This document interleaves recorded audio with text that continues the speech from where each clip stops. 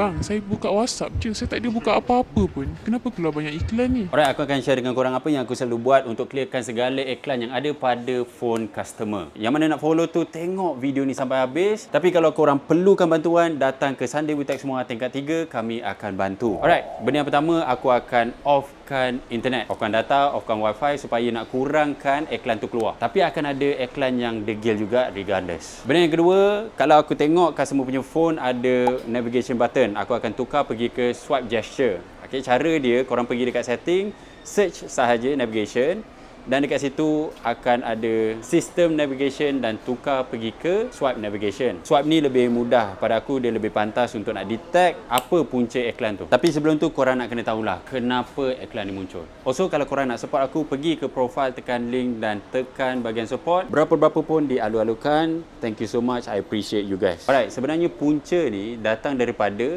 apps yang tak patut di-download. Contohnya cleaner, QR barcode scanner ataupun game-game yang ngarut. So korang nak kena uninstall dan clearkan. Tapi boleh juga trigger daripada apps-apps yang lain lah. Aku akan tunjuk macam mana nak detect trigger tu. So aku akan tunggu iklan tu muncul. Dia muncul je, aku akan pergi ke recent apps. So dekat situ aku boleh nampak apps apa yang trigger iklan tu. So aku akan simpan, pergi terus ke setting, apps management, dan aku akan uninstall dulu apps-apps yang aku kata tadi. Cleaner, barcode scanner, QR scanner, game-game yang ngarut. Selepas aku dah clearkan semua tu, aku akan cari apps yang trigger tu. Cari, dah jumpa, aku terus uninstall. So selepas tu aku akan tengok balik lah sama ada iklan tu akan muncul. Kalau tak, aku just terus reset telefon dan korang pun boleh guna telefon tu seperti biasa. So kalau korang rasa video ni bermanfaat, korang pun boleh like, share, comment, follow. Oh yeah.